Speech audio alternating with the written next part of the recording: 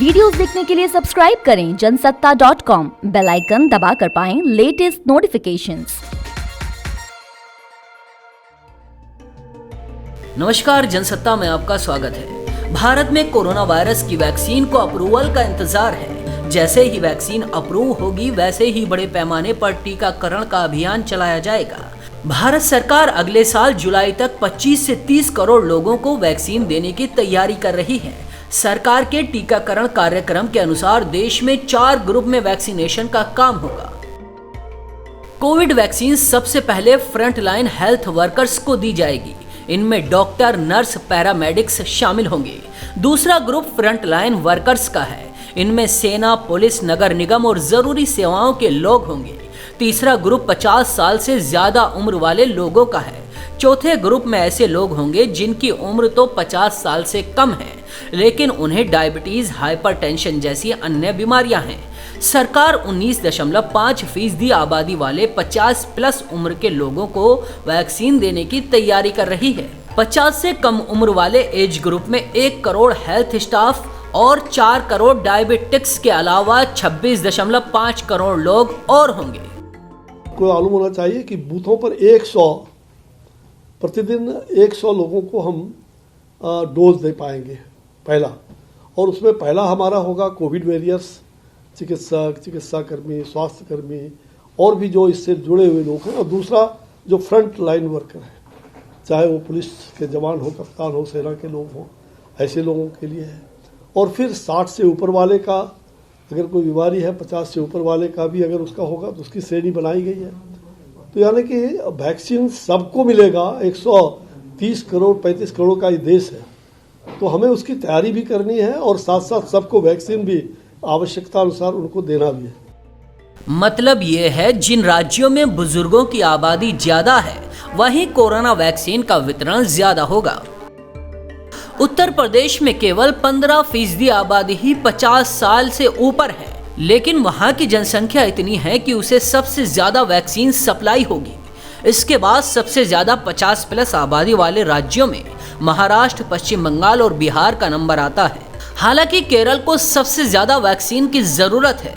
National family health survey 2019-20 का data बताता है कि केरल की 25.3% आबादी डायबिटीज और 13.7% आबादी हाइपरटेंशन की शिकार है। एक रिपोर्ट के अनुसार देश में 50 साल से कम उम्र वाले करीब 6.5% लोगों को डायबिटीज है। केंद्र स्वास्थ्य एवं परिवार कल्याण राज्य मंत्री अश्विनी चौबे ने कहा है कि टीकाकरण की तैयारी पूरी है। पोलिंग बूथ बनाकर ही वैक्सीनेशन किया जाएगा। इसके अलावा उन्होंने कहा कि एक दिन में एक बूथ पर 100 लोगों को वैक्सीन दी जाएगी और सभी लोगों को इसका लाभ मिलेगा। वैक्सीन को सबसे पहले कोविड वॉरियर्स जो है उनको बांटने का केंद्र सरकार ने तय किया है, और जो से इलेक्शन का पोल होता है, पोलिंग बूथ, वैसे बूथ की रचना हो रही है पूरे देश भर में, और राज्य सरकार हर जिला स्तर पर भी उसकी तैयारी कर रही है।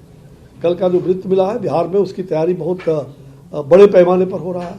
उनको जितने संयंत्र चाहिए उन्होंने प्रस्ताव भेज दिया था, और हम लोगों ने स्वीकृति करके केंद्र सरकार उसको जल्द ही अगले 15 दिनों से, ये 15 दिन 1 महीने के अंदर हम सारी मशीनें उनको भेज रहे हैं, चाहे वो फ्रीज करने का हो या अन्य प्रकार का स्टोरेज के लिए जितने भी संयंत्र चाहिए अप टू डेट, मतलब उसकी सारी तैयारी केंद्र सरकार ने कर लिया है।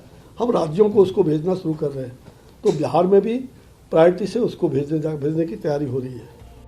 एक तरफ सरकार की तैयारियां और दूसरी तरफ सीरम इंस्टीट्यूट ऑफ इंडिया के CEO आदार पूनावाला के दावे ने भारत के लोगों की उम्मीद को और मजबूत कर दिया है। उनका कहना है कि भारत में कोरोना वैक्सीनेशन की शुरुआत अगले साल जनवरी से हो सकती है और अक्टूबर तक सभी देशवासियों को वैक्सीन की खुराक मिल सकती है। बता दें, भारत में 5 वैक्सीन पर काम चल रहा है। इनमें से Pune based serum institute of India Covishield vaccine बना रहा है। कोविशील्ड को ऑक्सफोर्ड यूनिवर्सिटी और फार्मा कंपनी एस्ट्राजेनेका ने मिलकर बनाया है। भारत को इस वैक्सीन से बहुत उम्मीदें हैं। भारत सरकार से फाइजर, भारत बायोटेक और कोविशील्ड ने इमरजेंसी इस्तेमाल की इजाजत मांगी है।